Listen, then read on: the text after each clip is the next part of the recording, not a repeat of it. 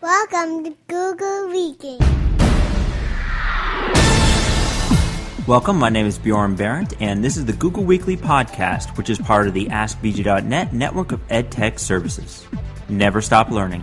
This is episode 15, the first Google Weekly Listener Hangout, recorded February 6, 2012. Well, welcome to the show this week. We had a great listener hangout this Monday. It lasted over an hour with a lot of great stuff and a lot of great attendees, so thank you everybody for coming.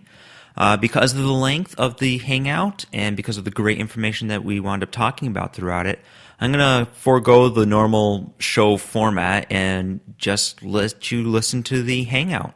So without further ado, here it is. So what time is it there? 9 p.m. Well, it is 3 o'clock here, so... So how'd you first find the show? How was it? Must have been Google Plus somehow, I think. Yeah, I kind of went through, and any educator that I could find, I just added. Yeah, I don't actually remember how I found out about this. I've been listening to quite a few podcasts, since I got my smartphone. It's actually the only phone I've ever bought myself.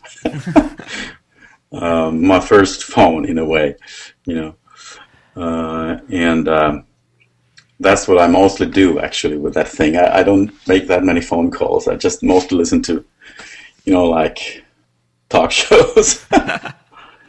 Well, my biggest problem is I don't have there's really bad cell service in Vermont. Mm-hmm. So it's like I keep trying to just listen to things live, but I don't have enough cell service during my entire drive to make that work. So I have to actually go back and do the download for the podcast. But yeah, I download the stuff at home. It downloads the works automatically. It checks whatever podcasts are fresh, and it downloads them, and it really works great. Yeah. Well, my drive into work here, I'm at MSJ right now, is only 20 minutes. So it's not, and I just usually listen to I think it's Blue Collar Comedy. It's more of a comedy show on, I think, Sirius or XM, one of the satellite radios. Okay. Just kind of a break. And when I listen to the podcast is normally when I'm at work and I just have it in the background. Mm-hmm. Yeah. Do you work for a school? Or I don't remember from our conversations. I'm a teacher. Yeah, I work at a school, and presently it's 75% language teaching, and the rest is teacher ICT training. Okay.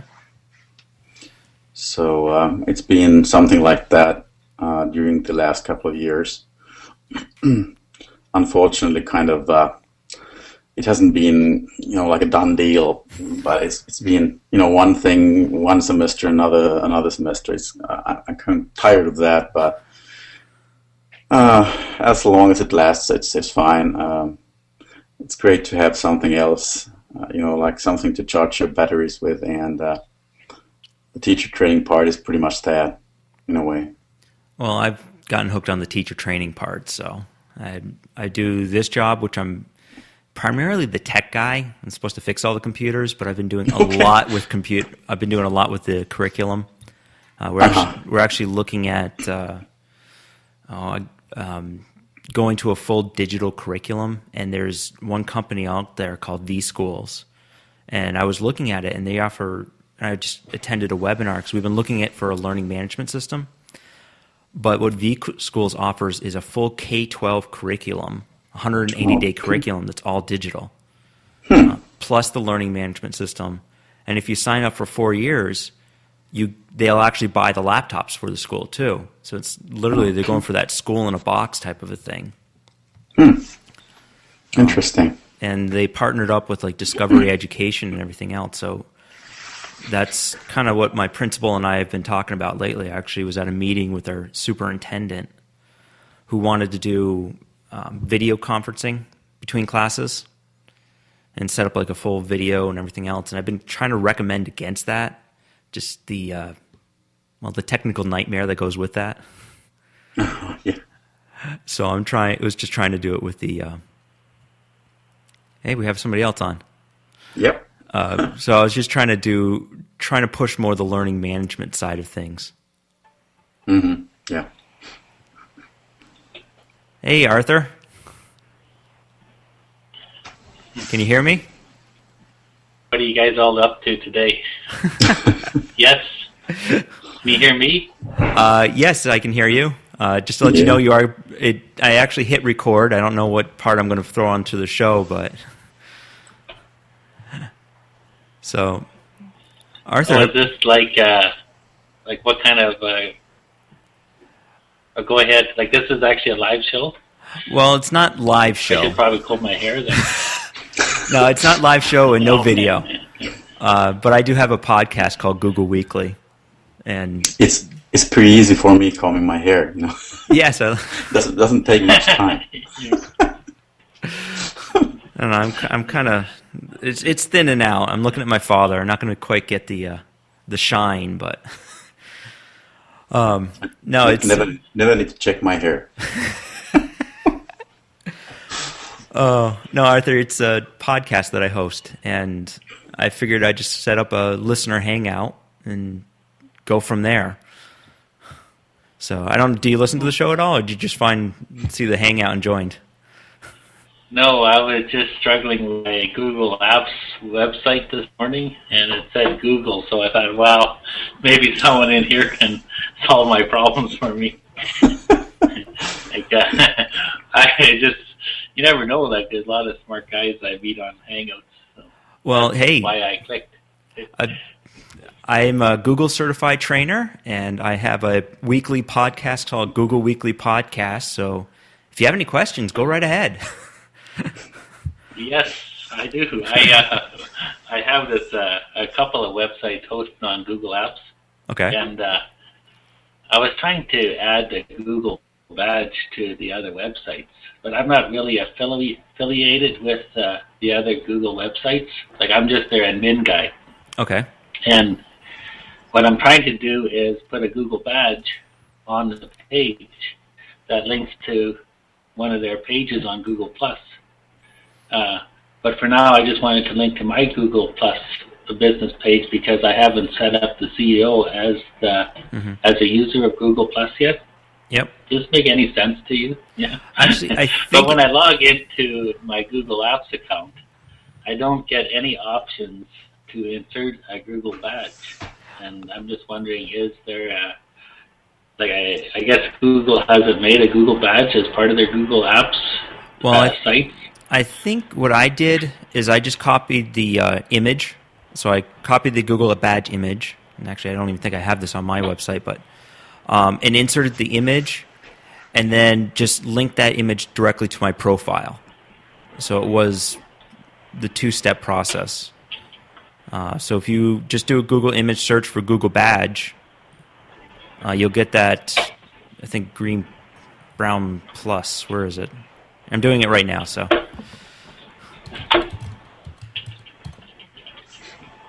Google badge. Do an image search. Let's see if I did Google Plus. I remember they had instructions if I can find it. Okay. Sorry, I don't want to be destroying your Hangout here. No, this is the whole point of the Hangout. Okay. Okay, I do. It's been driving me bananas because I was trying to edit. Like, I should maybe switch the sites over to WordPress or something because. No, don't go away from Google. Okay, sorry. Maybe I'm. Are you hired by Google? May I ask? Or, no, I am not hired by Google. I actually paid them money to get this certification. And part of the certification is to to do training on a regular basis. So I kind of started the podcast. The other reason why I did it was I work for a school, and Google keeps putting updates constantly. So Okay. just to keep my teachers informed of the updates, I figured the easiest way to do it was to create a podcast, and I send that out weekly. So hopefully I got some teachers that listen to me and hear about all the new features.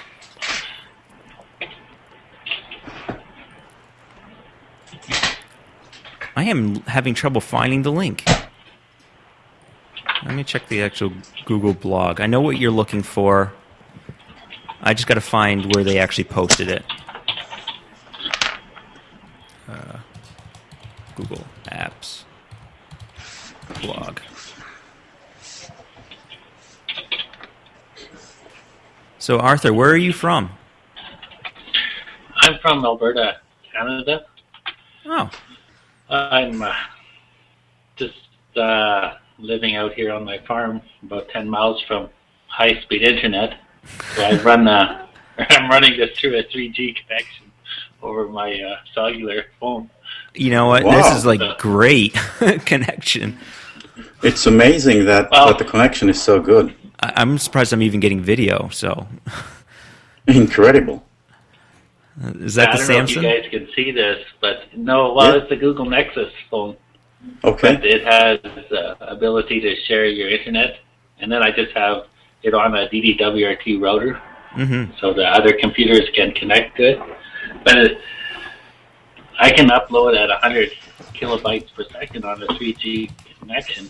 Only problem is if I get a call, then my service provider here in Canada says you can only use data or talk at the same time. So they cut out the data because they think the phone call is more important, which is kind of rude in my mind. But that's and that only happened a month ago. For the last 2 years, they've been allowing the phone just to get warmer and use the 3G as well as the voice. So I'm not sure if they have a bad business plan or not, but yeah, now it's kind of a high-risk situation using it all. I mean, the price is right, for like this data here is 6 gigs for $30 in Canada, and you can access it wherever you go, wherever there. And it's a pretty big company, so they have it all over Canada network. Okay. It's really amazing that you can run a Hangout with video on 3G. I didn't think it worked. Yeah, It is kind of amazing too.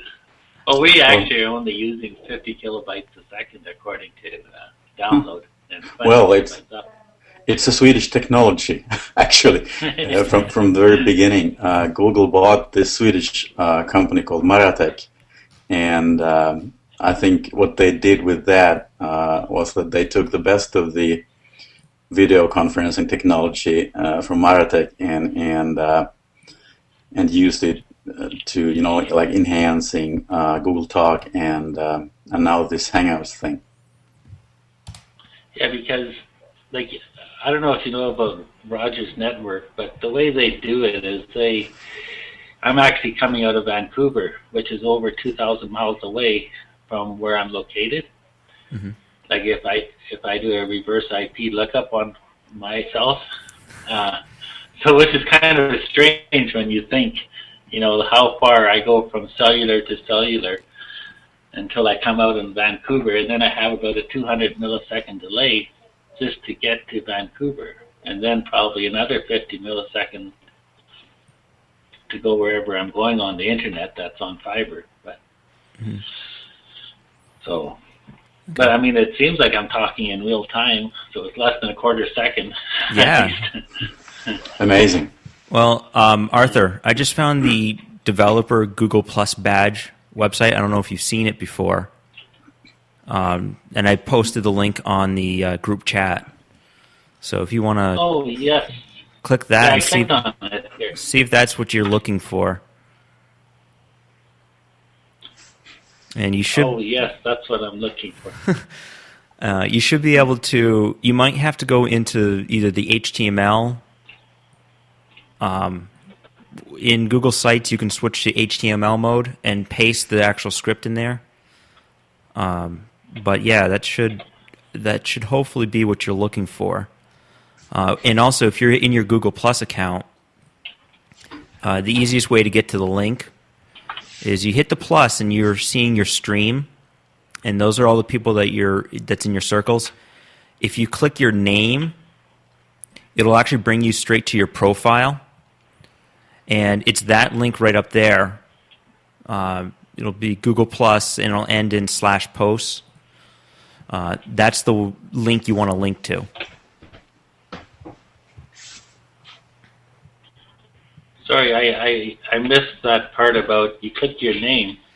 Yeah, if you're in your Google Plus account, when you go straight to Google Plus, you're seeing everybody else's information. Am I correct?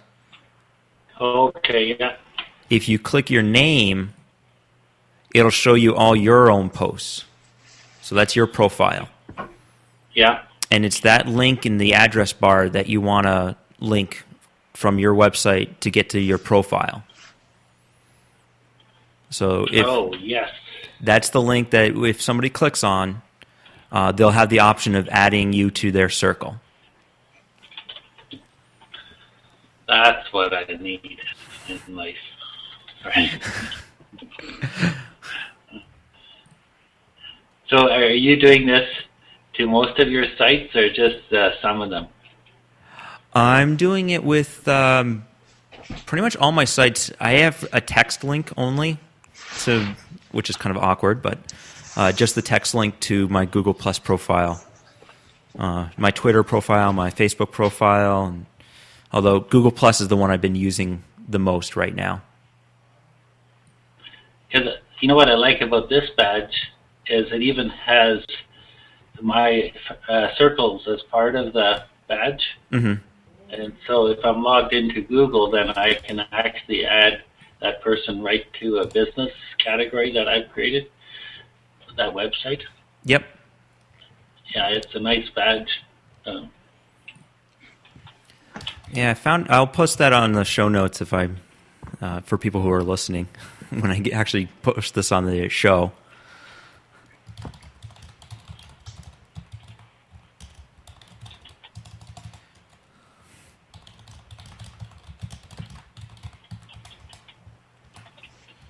Hey Bjorn, I must ask you something about this Google Certified Teacher thing. Okay. How does that happen? Is that some kind of like automatic thing if you attend to a conference or whatever those get-togethers are? How does it work? Oddly enough, I'm actually going to have one of the next shows this month is going to be with my contact at Google, who started the Certified Trainer program. Uh-huh. So I'm going to have a whole show on that pretty soon. But what it is there's two categories. There's the certified trainer and then the certified teacher. Okay. If you're a Google certified teacher, that means you went to one of their I think the next one may be in London. I have to check where it is, but it's not in the U.S. I've heard about that. Yeah. Thank you. It's, I think, a 2-day event. And you basically get bombarded with all the Google stuff that they have, right. And they show you and they connect you with other teachers, and it's this big event. It's free, but you have to get in, and the way you get in, at least when I tried it, was you had to go onto YouTube and create a 5-minute YouTube video. No, I think it's 2 minutes. Okay, a 2-minute video, and then they have to approve it. Yeah, right. So, and that's the hard one to get in. Then they also have the Certified Trainer program, which is what I'm in, and that's just basically an online test. There's actually 6 online tests, and they basically say that each just reviewing the material takes about 4 to 6 hours per test. Each test was only $15, so it really wasn't that expensive. But it was certainly interesting. Okay, so you just like enlist if you want to, or what? For the certified trainer, you can go in and enlist and literally read the material and take the test. And once you're in the program, there's a couple things where they want you to do professional development, and I think like 6 times, and basically once a month they want you at least to do some type of professional development with Google. And so I've done quite a bit, but I just chose to follow up with the show. Yeah. And I see my dad has joined. Can you hear me, Uwe? Yeah, I can hear you. Welcome, show participants. This is my dad down there, the Hi there. other head site. Hello there. Sweden calling here. We have Sweden and Canada.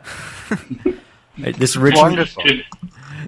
and this was originally supposed to be a Vermont one. Well, wait, there's another Vermonter here. I'm just off camera. Oh, hi. That sounds like Hi, Eric. How are you, BJ? I'm lurking. Oh, we got video. Multitasking. How are you? Not bad. I am recording this, so whatever goes. Okay. Mind your words. I do like this format, though. It's very nice. Oh, that's good. Amazingly good quality. I'm really surprised. Especially the audio is crystal clear, like from most of you, basically. Well, And not much of a delay either. no, Pretty much none. I'm seeing some delay with the video now, but I have 1, 2, 3, 4, 5, 6 videos going, and we have Arthur who's on 3G on his That's phone. amazing. That's really amazing. Wow. Well, it's a Google Nexus phone, so you guys can look at it. So Wait, can I join with my iPad? through Wi-Fi, you probably could. I don't know if the iPad has it or not.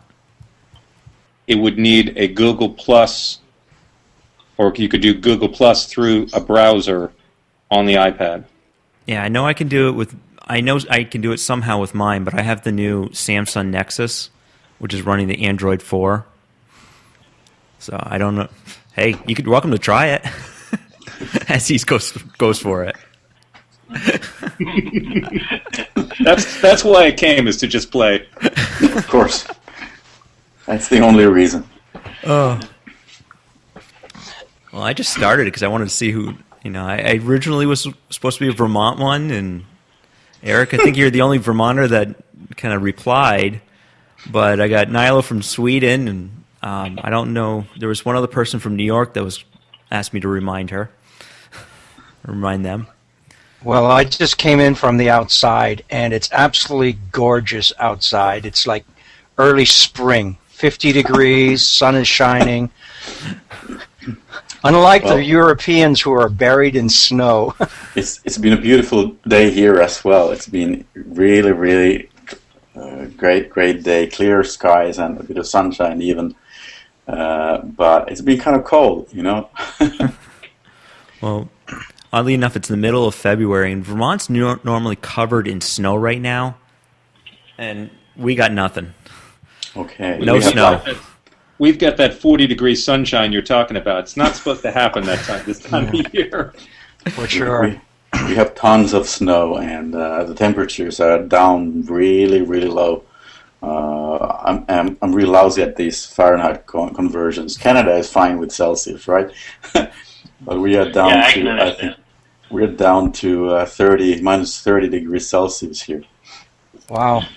That's 2 degrees. That's cold. Oh, we have an Ian. Ian has my sails. Why? So I have a fellow sailor on board. One of the questions I wanted to ask you, Bjorn, is can I take this whole system that we've got now, take it to my boat, put it on the laptop, and then do it from there and listen in? Yeah, that's what Arthur's doing. He's got his phone up. Not from a boat, though. Oh, really? Sweet. Actually, you have, at my house, you have one of the original Chromebooks sitting right next to you. And Yes, I've been trying to steal that from my wife. She does her Tupperware on it. Well, that has a 3G connection built right into it, so you could take that on your boat, and you get, as long as you get cell service, you can connect to the internet, connect to these, and post your video. That's good to know. We'll have to try that this spring. Somebody is typing. Yeah, Ian's asking about his video showing up, and I was letting him know that I see his sail. I'll exit and come back in. I don't know why that's the case. Sorry. Well, guys. actually, I think if you go up top and click is there a video that you can turn on and off? I've tried that. Okay. It's just beside the exit button. If you click settings and then click and change from default video, or you'll see there's a bug I find in Google Hangouts. There's a glitch somewhere, because before I came in I could see my video and it was all working. So I've had this before. There's some glitch somewhere with the plug-in or whatever. Okay. Anyway, sorry guys. Hey, no. We'll see you soon. Oh, that's a shame. So what did I miss so far? Anything important? Oh, Dad, you missed the whole show. Oh, I had to go grocery shopping. Sorry. No, we just actually were working out, talking about the Google badge, helping Arthur out with adding that to the website and a few other little things. I think Eric is still trying to figure out if we can get this on the iPad. Okay. Well, maybe you can help me. I see your lips address. moving, Eric. I don't see your voice, so you must be muted. Whom I'm muted? I muted myself for your mutual benefit. My iPad tells me I'm hanging out with 5 other people. Oh, that's good. And that's it? But I don't see the link. Huh. Wait a minute. Yeah, I don't know if I can hang out with the iPad. Yeah. I'll play. Go for it.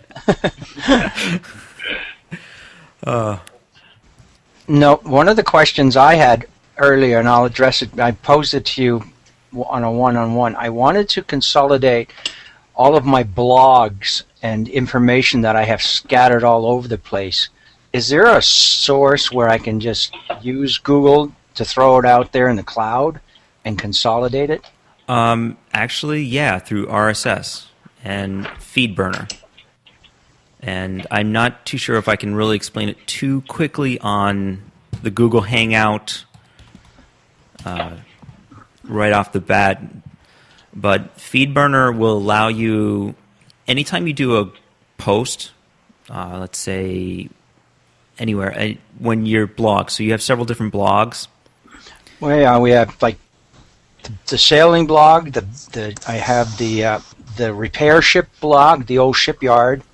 Then I have a few other ones that are floating around, and I'd like to consolidate them all. I mean, there's tons of information. Well, what you can do is each of those blogs has something called an RSS feed, and it's basically a text version of your blog that gets updated on a regular basis. Okay. And you can pull that into another website. So you can have a website that lists, blog 1, blog 2, blog 3, and it'll show all the posts. And you'll have, so everybody can just go to one place and they'll see all 3 of your blogs. Okay. What you'll have trouble doing is if you're trying to do one post and send it out to multiple blogs, because each one will have its own little configuration. There are some that you can do that with, but you may want to decide how it's going. So I'm only going to get the text, but any video or any pictures that are attached are not going to come along. No, a lot of those will come along. Like the podcast will go out that way too. So there's a lot of people who are getting this podcast just from the RSS feed, and it just kind of goes onto their phone and things like that. Looks like I got a few other people coming onto the show. Just to let anybody know who's just joining up, the show is going to be recorded and posted. So, how's the iPod adventure coming? It's going I'm well. getting there. There's an app for that. There is. Bjorn, I'd like to ask you a bit about introducing Google Apps at school. Okay. We haven't really got into that for real yet, but I'd like to get it started. At least, like some kind of a pilot with say one class or something like that. How big an effort is that to pull it off? Like to buy a domain name and get everything rolling. If you're starting out right from buying a domain name, it's really, really easy. It'll cost you $10, $10 or $15, and you can have it up in a half an hour. Yeah, that's no problem. But then then what you're going to have to do is you're going to have to import the students, which again is kind of, you can do it via a text file, a comma-separated file where you can import all the students. So again, that one's still not that crazy of a thing. But what you really want to get the buy-in from the teacher, one of the things I suggest is a Google model. So create a model classroom. And this is what I've done with all my teachers, and what I keep showing them, and I just can't show it fast enough, is almost like a Dropbox model where I create a collection, once for viewing files, one's for editing files, and one's just between the teacher and the student.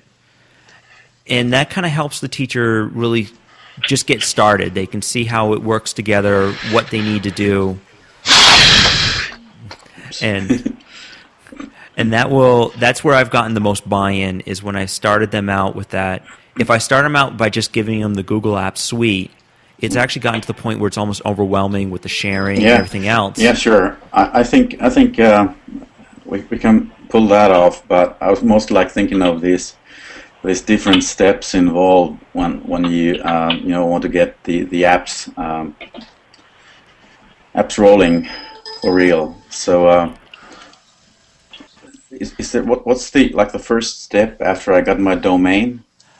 In terms of setup, I've got a couple of domains set up, and I actually went through it for the first time in a while the other day. Once you own the domain name, you can go register that as a Google domain for education. Mm-hmm. And the verification from Google, you simply need access to the domain's DNS records. To prove that you own the domain. Okay, so those I can get from the provider, I guess. From the ISP, exactly. Yeah. I had purchased a domain a couple of months ago, and the whole process of setting up a new Google for Education domain was, I want to say, less than an hour. Yeah, right. Yeah. To actually get rolling and put in a couple of sample students. Right. In terms of buy-in, as BJ says, to start teachers off with a tool that has an immediate value to them. For me, we started in 5th and 6th grade writing classes, and the teacher wanted students to be able to share their writing with her and with other students for editing. And so we had a very concrete goal around collaboration. Yeah, absolutely. I don't think actually that is such a huge problem to get the colleagues on board, since in this case, say I'm just starting up with a single class, and my colleagues they are all eager to get started as well, and we all have our own computers, both students and the staff. So you're just looking for the technical end of it, getting it going. Yeah, and like to get this collaboration thing going for real. And so far, everyone has been trying out his or her own thing, more or less. Quite a few of us have been using Google services, of course, and others use some other ways of doing this, like sharing documents through Dropbox or something. But I just really want to get this class started, and the colleagues that work with that class with Google Apps real soon. and I was just wondering like how much time actually I need to put into that before we can try it out. Starting off with first question, are you looking to buy a brand new domain, or are you looking to take one that you've previously purchased and set it up? I think buying a new one, but I don't think this domain name thing is a major hassle. I don't think so. We have a domain, but I don't think I'd be using that. Okay, one thing to keep in consideration is as this grows, what is hard to do is to take all the information like in your little pilot and move it to a larger scale. Oh, I see. So if you get this great pilot going and you just kind of did it off a little test domain, and then you get buy-in from the whole supervisory union. I don't know if you have supervisory unions in Sweden or not, but you get it school-wide, and then you want to set up on school-wide. You almost have to take your pilot, everybody you did in your pilot, and move and just give them new accounts and tell them to kind of start over. I wouldn't be getting another domain, later on. It should be that's the one, Yeah. Whatever I decide on, then that's what we're going to use when this thing grows, which it most probably will do. So I mean, that would be the one and only from the beginning, and then we just like kind of get more people on board. That's the plan at least. Okay, yeah. Well, when you sign up for the Google Apps for Education account, and I can post a link in the show notes or somewhere, just search for Google Apps for Education and find the sign-up page. And during the sign-up, it gives you an option. Do you want to create a brand new domain, or do you want to create one based off of one that you've previously purchased? If you're buying a brand new domain, I think it costs like $10 or $15. You type in the domain name you want. Hopefully it's available. And it brings you right in and does all the DNS and all the background stuff. Yeah, I mean that is. Then I'll be buying the domain name through Google, right? Well, actually, Google uses it through a third party, and so I think GoDaddy is actually one of the ones they use, and there's another one. Hate him. Yeah, I'm not a big. I'm there with you. We have GoDaddy too, and I'm not a big fan. But there's two. I think there's two that they actually. It could come out of, like you buy it through Google and you pay through Google, and then all of a sudden you get this login information from one of these two companies that post out domain names, and that's where I'll get the domain locally from the company we've been using earlier for this. Yeah, that works out. Prior to that, as long as you have access to the DNS records, you're good. Absolutely, yeah. That may just mean emailing the tech admin at your school or something like that. Yeah. Eric, are we on the iPad? We're on the iPad. Wow. That's well done. Oh man. We got some feedback, but Is it the iPad? well, I'm wondering if because he has both feeds. Yeah, I did. Sorry about that. Let me turn off the microphone on the iPad. That should help. Yeah, there's an app for that. It's the Google Plus app, and you sign in, and there it is. That's amazing. I've had trouble with the Google Plus app on the iPad. I don't think it's very functional. Looking at your circles and what have you. I've not been happy with it. The one on my Android phone works fine. Right. I've only just, this is actually my first foray into Google Plus. I have a personal account that I don't use as much. Most of my Google work is with my school account, and we can't get Google Plus with the EDU. So I haven't tried anything else except this with the app, so we'll see. Well, you're hooked now. Yeah, it's working. I have a netbook here, too. Should I turn that on, too? So we Now, crank up this one, too. I have a question. In the past, when I've used my iPad for a Hangout, the only way I could get on is by being invited. I can't join one myself, can I? Only if they've listed it as public could you join. So when I created this, you're talking about just the Hangout? Right. In other words, can I join a Hangout let's say it's it's open. Mm-hmm. From the iPad, in the past, the only way I've been able to join is for someone to invite me to get a notification and respond to that. Now, how did you do it? Let's see, who is it there? Eric? I'm Eric. Eric, I followed the link from BJ's stream, I guess. Yeah, I'm following the podcast. Yeah, so you just put the link in and you got it, correct? Well, I mean the URL. Well, it was a join now on his profile. I followed the link from the email. Yeah, when you create a Google Hangout, you can now create something called a Google Hangout with extras, which would allow me to share my screen and things like that. But one of the options it does is it allows you to put in a custom URL. So that does not work on my iPad. I have 2 Hangouts created like that, one for my family and one for the bike race I work on. And I put that URL in my iPad, and it comes up in something like, dog food or some ridiculous thing. And the thing of it is, my grandson in Colorado, who has an iPad, has the same experience. I would definitely call that a bug. So, I mean, I was thinking about maybe copying this URL right here and emailing it to myself and open up my iPad and see what happens. If you start at the end it should say GW Hangout and it has the question mark.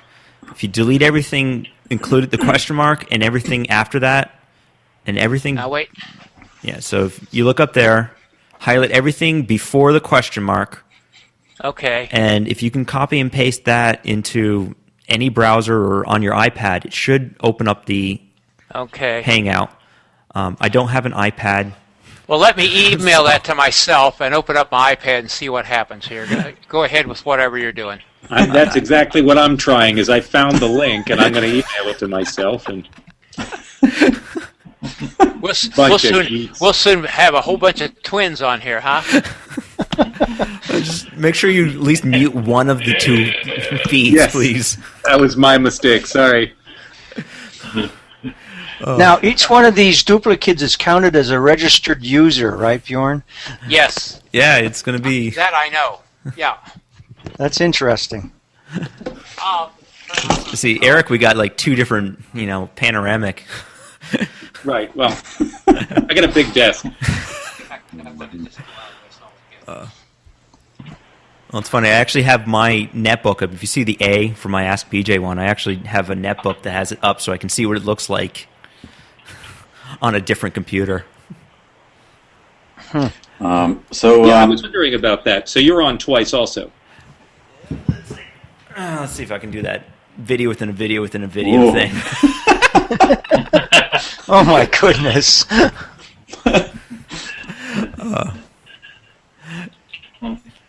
How big is this Google Apps thing in education in the States?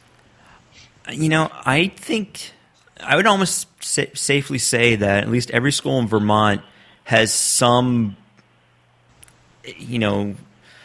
point in the process of implementing Google Apps. Some of them may have said, no, we're not doing that. Some of them may be in pilots, and some schools may be full-on using it. So, but I know anything about the nationwide situation? The nationwide situation? Just that there's more and more people that keep coming on. So there's more. Yeah. And it's free. Free. It's more of a policy and change. So it's one of those things that it's a no-brainer to at least get it on and going at your school. The policy, writing the policies to make it work, and as long as your tech guy is one of those people that are willing to move to the cloud. I think one of the schools I'm working with, the tech guy is kind of one of the traditional Microsoft techs, and traditional in that he wants everything in-house. So that's one of the hurdles the school's going through. Well, and there's something to be said for, the community. There's so many factors to your school community that can make it work or make it challenging. I'm not sure if I'd agree with all of the schools in Vermont, but certainly we see a fair percentage of schools in Vermont that are on. I have talked to some schools where the conversation is, well, limited access. All we have is a wired lab, and it's so busy we can't really use Google Docs because the kids can't use it every day. There are some schools where bandwidth is an issue. Internet connectivity is an issue. There are some schools and some teaching communities where the teachers are simply not in a place where they're ready to work digitally. And so, you do a cost-benefit analysis. Is it worth the benefit of these tools to go through the setup and get everybody on board and try to get people to do it if there's not the buy-in? Absolutely. As BJ refers to, there are also policy issues. There are some schools that have created walled communities and say we're not doing any web tools. There are a lot of schools. My middle school is one that we've decided to start off with a Google environment where we don't share outside of our own walls. Our staff are sharing to the wide world, and we have students only being able to share with themselves. I think we're going to change that after a year or so. Now that we're more comfortable and we understand what we're doing and what the implications are. Different considerations for different age groups. I'm working with 10 to 14-year-olds. The 10 and 11. So am I, basically. Okay. I mean, the 10 and 11-year-olds will probably stay kind of self-contained until we're confident that they understand the implications and kind of work in-house. I think with our 13 and 14-year-olds, I see very soon we're going to be opening up so that we, have them use this tool in the big wide world. I talk to people in K to 4, and students don't work outside of the classroom. They don't work digitally very often. There's no rationale, really, to have them use tools. They certainly could, but in our K to 4, we're not there yet. Yeah, but I think at least a lot of them at least had the conversation. It may have said no, or not ready yet, but I think they've at least are aware of Google Apps and aware that there are benefits to it. And I find pretty often, it's kind of hard to explain the need for like an additional system when there's already some kind of a learning management system at the school, but I think it's pretty obvious anyway, and the fact that you can collaborate in a way that actually, at least those LMS I know of, you can do it with them. Yeah, I think I like the approach that I took at Mount St. Joseph, where I put Google Apps in here first, and we've been using it for 3 years. I've told them to make it the primary Office suite. So I didn't really take away Microsoft Office, but I just said, make it your primary Office suite. If you're just going to write a letter, do it in Google Apps. And now that everybody's really comfortable with it, now we're moving into getting a learning management system. And I did one with I did an interview with Dan French, who's also a big Google Apps person, and he bought into Haiku learning management system, which is one that fully integrates with Google. And the one thing that a learning management system does is it really gives the teacher the organization to create a 180-day curriculum.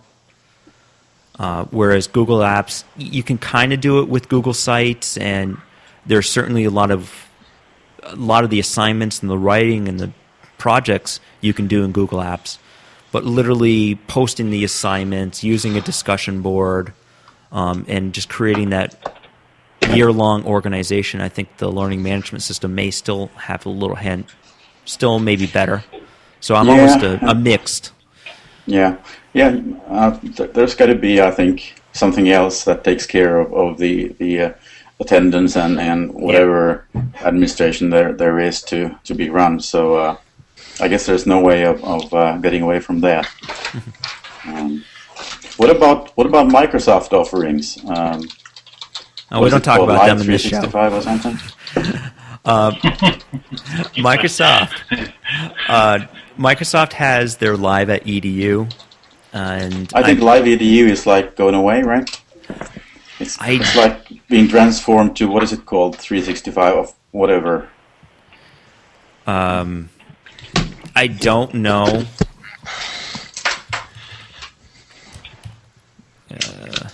It's kind of a weird situation, actually, I think, because they, on one hand, they are saying that live EDU is like going away, and on the other hand, whatever it's coming instead, it's not like, at least to me, it's not 100% clear how they're going to play it. Well, I think I don't know what they're planning with that. I think that was their attempt at competing with Google, and I'm not too sure they really nailed it. They're still trying to push everybody to their Office suite. And in terms of collaboration, I think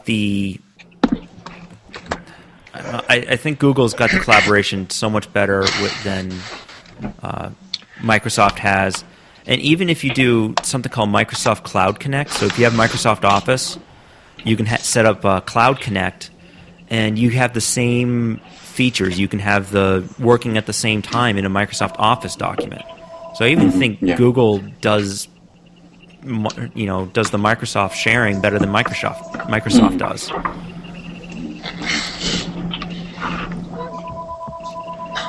I think one of the reasons that we have gone pretty much full boat into Google is we're a 3-platform environment, and our primary school, our staff members are all on Macs, and half of our middle school is running on Linux. So the Microsoft is not even an option, really. Yeah, we have like Macs for the staff and the students, and all the administration runs on PCs. And there are PCs in the classrooms as well still, a couple of old PCs, but pretty much everyone is using the laptops these days. Well, and for us, one of the other big selling factors was, well, we've got students with Macs and 5 versions of Windows at home, and compatibility of Office programs. What version do you have? What version do we have? I mean, it's crazy. And my flash drive went through the dryer. We went through a couple of years of that too. Sure. And, we have a community that's 95% internet connected at home, and all of the compatibility and flash drive issues are gone. Yeah. Backup and revision history is the other big selling points.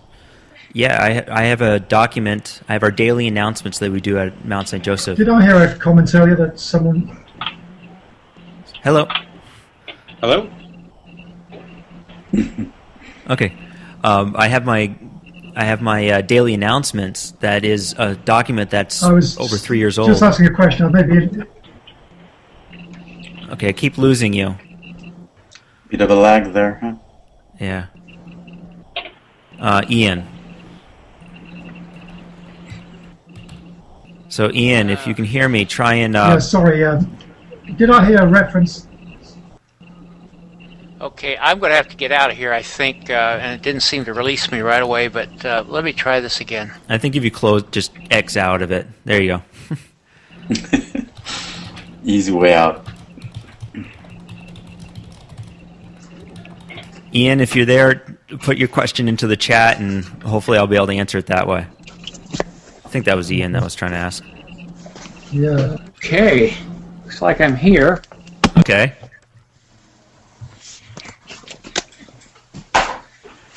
That looks like he's on his phone. It He's on does. his iPad. Okay. Yeah, that's what I had to do, before, and with my grandson, I have to send an invite. The link. URL. I get this dog food message every time.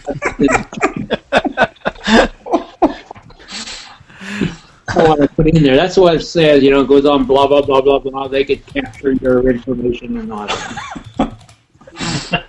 Of course, the trouble of it is on the iPad, the Google Plus app is really for the iPhone. I don't think they've got an iPad app yet. Have you looked? It's an iPhone app. Yeah, it's an iPhone app. Of course, the nice thing is I can turn my camera around here. There we go. Take us on a tour of your backyard.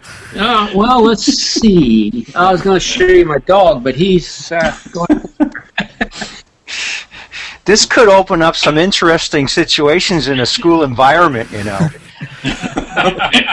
There's a lot of schools looking forward to it. You have to check your iPad at the bathroom door. That's why they don't allow phones in the schools right now. That's We've good. been having this conversation with iPod touches lately. Yeah. It's real. Oh, That's serious. One of the questions that I had for you, remember about 4 weeks ago, I had that big hard drive crash. Now, the way I see it, the only reason I managed to get back up and running so quickly is because of Google. I'm thinking back of the old days of Windows and Windows 95, and I'm going way back. And if I had ever had a hard drive crash during that time, it would take days to put back together. well, actually, No time.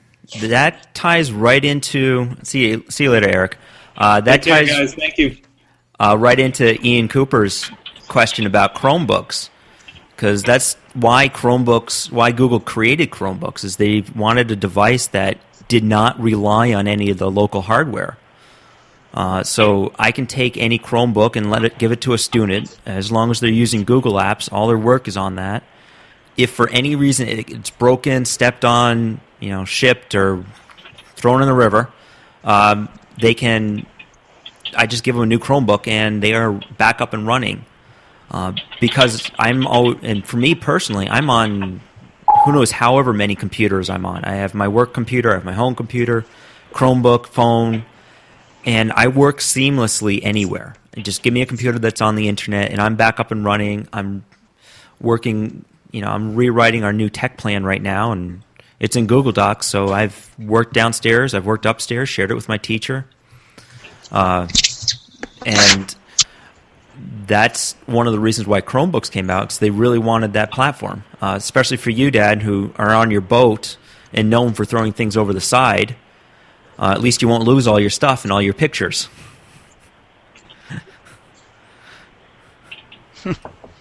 Does that help out, Ian?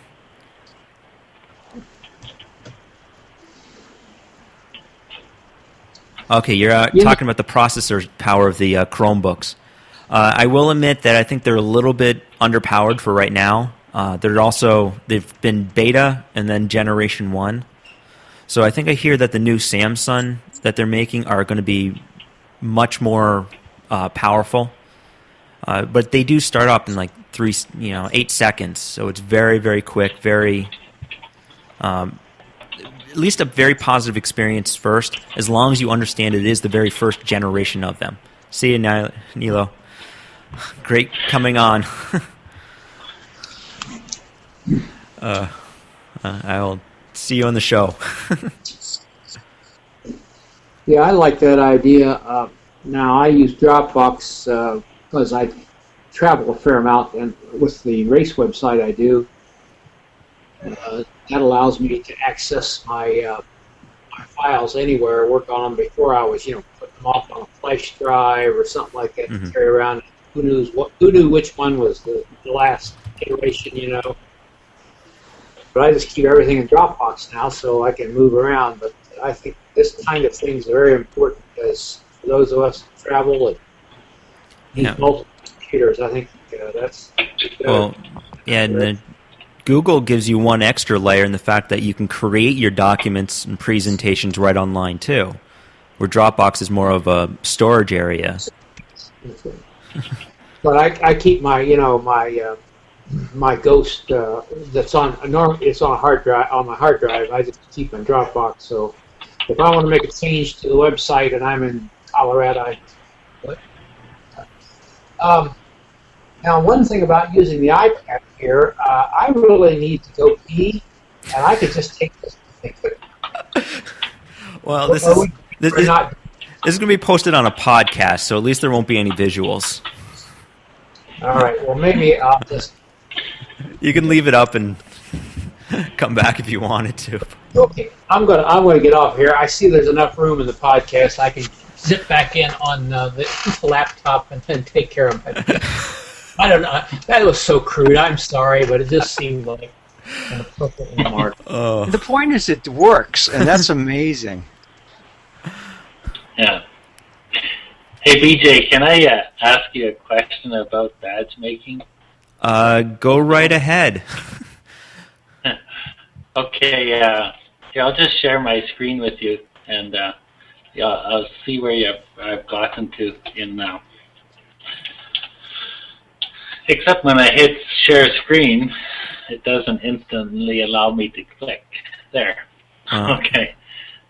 So here I am in my Google Sites on a new page. Mm-hmm. And I went to your link here, and well, this is this link that you sent me. Yep.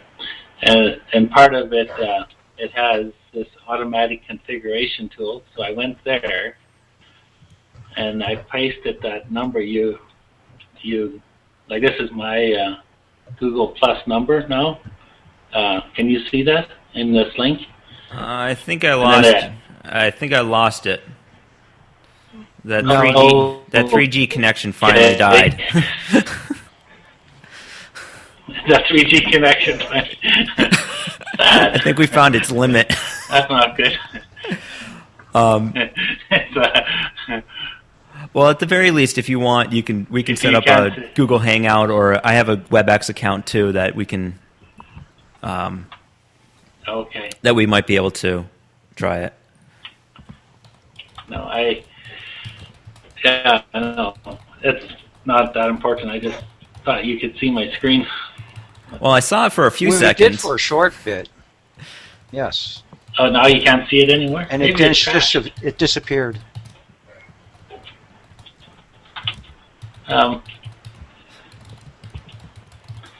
Maybe I'll reshare it and see what happens. Because like what it says for me to do is to change the header. So you say I have to go into this edit HTML? Most likely. Like I said, I haven't done it quite yet, so yeah, go on ahead. So if I click on the edit HTML, I don't see where my header field is. Let me find that link. Let's see. There's my podcast. There's the developers. Open new tab. Now, is there a Google Gadget too? I have to look at my website and see if there's a gadget for it. Well, I couldn't find anything on my website. Or I probably lost everyone again. Yeah, but let's go back to the video. I'm actually gonna. Where's my web page? Load anyways. Okay, we're looking at the Vermont Fest web. Getting into edit mode here. Sorry, I'm not sharing my screen. I don't know what I'm doing quite yet. I need to insert. Well, I know I can do the +1 button, but that's not what you're looking for. You're looking for your actual badge. Yeah. Well, the easiest thing to do, like I said, is if you download from that website, just download the badge, the image of the badge. Oh no, you wanted the really fancy one. Let's see. Well, it says it has the automatic configuration tool, which it looks nice. It has everything into this nice JavaScript that I need to paste in my header on my web page. Yeah. I would honestly skip the whole header stuff and just copy the stuff that's supposed to go into the page. I'm trying to do it right now quickly as we're... Okay. Badge. Google for Doodle. Google Plus profile includes badge. Select. What is this actually doing for you? Well, you probably realize now that your search engine optimization for websites is quite enhanced if you have a Google Plus profile for your business. Mm-hmm. Oh, very good.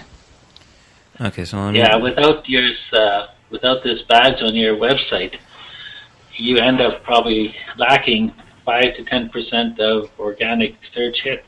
In my estimation, I don't know, but you probably know better, BJ, what this is all about. Yeah, well, it requires you to be in your circles, so it's less about the other person. Well, unless depending if you have a lot of people in your circles, and then you'll show up.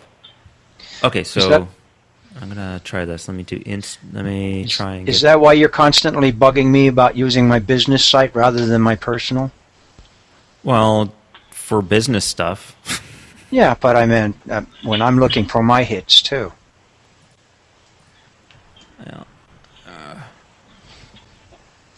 Okay, so I'm looking at this. Google Badge button. Try the badge configuration tool. I don't know if it's necessarily designed to link to your Google Plus page, so if I do plus.google.com. Sorry if you're listening to the show through the podcast, you're not seeing what I'm doing, but it's one of the advantages of signing on live. Okay, and I'm going to hit Bjorn. Actually, no, we want to probably do the other one, so I'm going to change this to my podcast show. Okay. Okay, and this is... Yeah, you just need your number here. Yeah. Just the number part. Yeah. So I'll grab my number right there. Control C for copy. Paste. Okay, there's my badge there. Standard badge, small badge, get the code. Place this link at the header. I'm going to skip this, and I'm hoping Google has put it into their tool. And I'm going to grab this. Just that bottom part. And here's a... Actually, cancel. Let me just do a new... AskBJ is my other website, my resource website, so I'm just going to... Which is a Google site. So let's do a new post. Okay. Untitled. Yay. Oh, fine. Google Plus badge. Okay, and I'm going to go into the HTML, and I'm just going to paste that one end section, click update, and is it going to work or is it going to yell at me? Yeah, all we're seeing is an untitled post screen. Oh, you're stuck on the untitled post screen? No, you should say at least the Google Plus badge.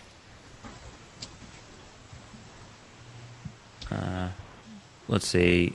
That one didn't work, so following the instructions on that link, it did not work. But I wonder if... Yeah, you probably have to do something with your header, right? Well, there's no really way to edit the header, but I'm assuming that there might be something... There's got to be a way built into Google Sites. Yeah, I didn't even take it. Insert. I'm going to go to insert a gadget. I don't know if it's how well it's following along or not, but public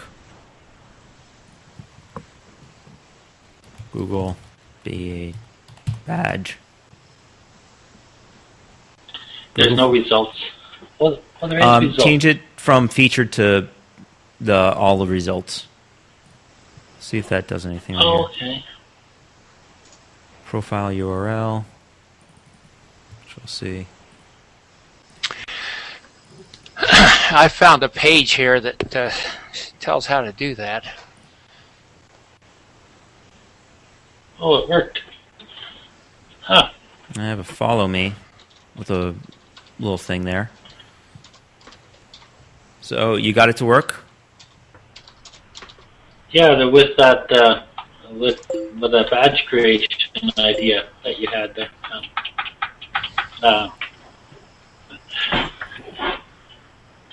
Cool. And Lee, you posted out a link to how to create a badge on your website for...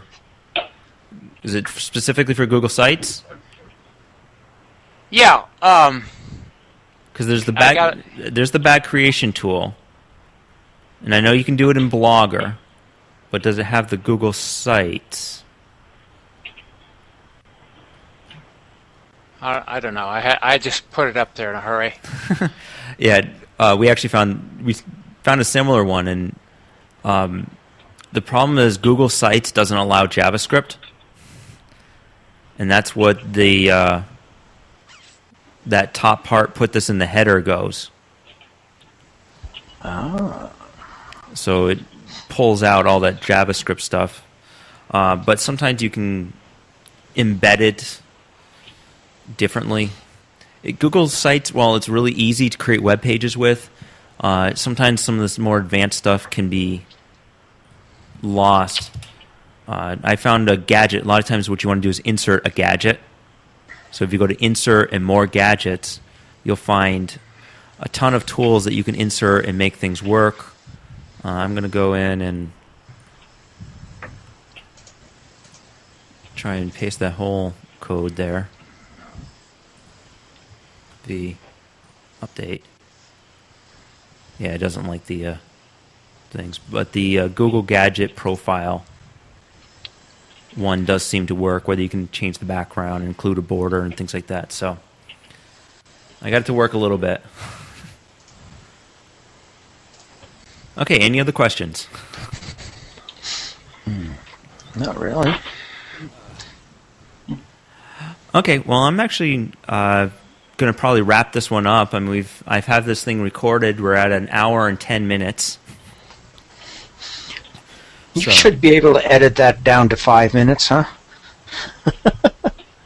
I want to thank everybody for coming, and if you guys don't, I know a couple of you weren't following the podcast before, but the website is google-weekly.net, and hopefully I'll be able to edit this thing, save and edit, and post it out there.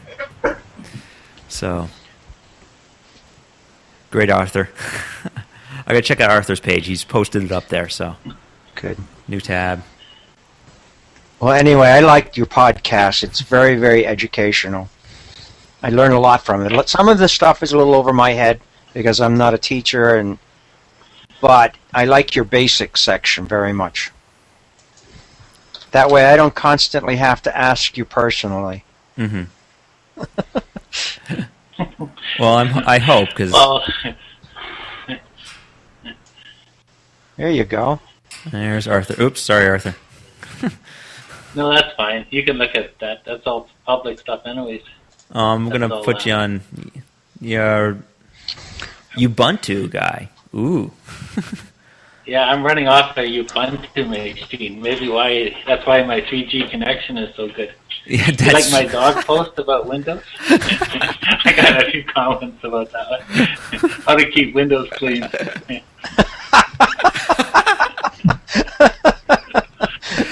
Okay, we're going to share that one on. Yeah, okay. Yes. There's a lot of work to keep Windows clean. You just got to get yourself a little dog, and away you go. Oh, I've been doing gosh, too that's many great. registries in my life. Well, I use Ubuntu. I actually took Ubuntu and created a kiosk for our school, for one of our labs, the older computers. And all they do is they turn on. Actually, I used Ubuntu if you know what that is, but they turn on and they go to Google Chrome, and that's it. So it's very much like the Chromebook, but they don't make Chromebook for desktop yet.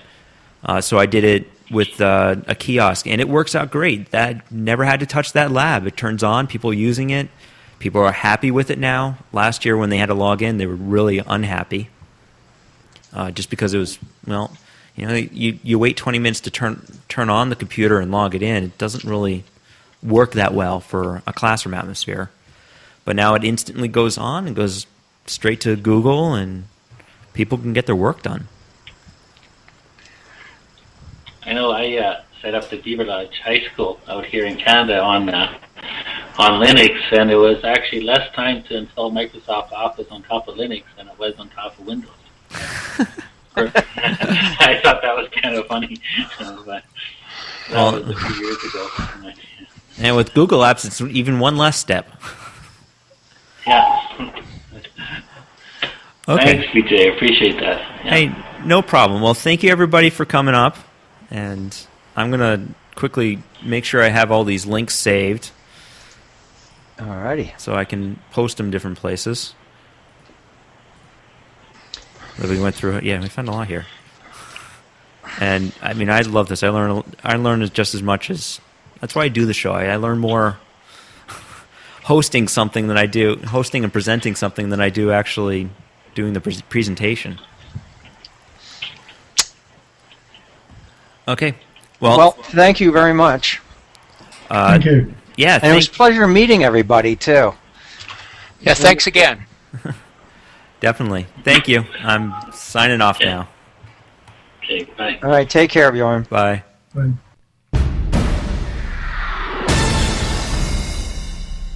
Well, thank you very much for listening. That was the first Google Weekly podcast Hangout. And I had a lot of fun on the Hangout. So thank you, everybody, for coming on the show. And thank you for listening to the Google Weekly podcast with your host, Bjorn Behrendt. You can follow the podcast and contribute by going to www.google-weekly.net.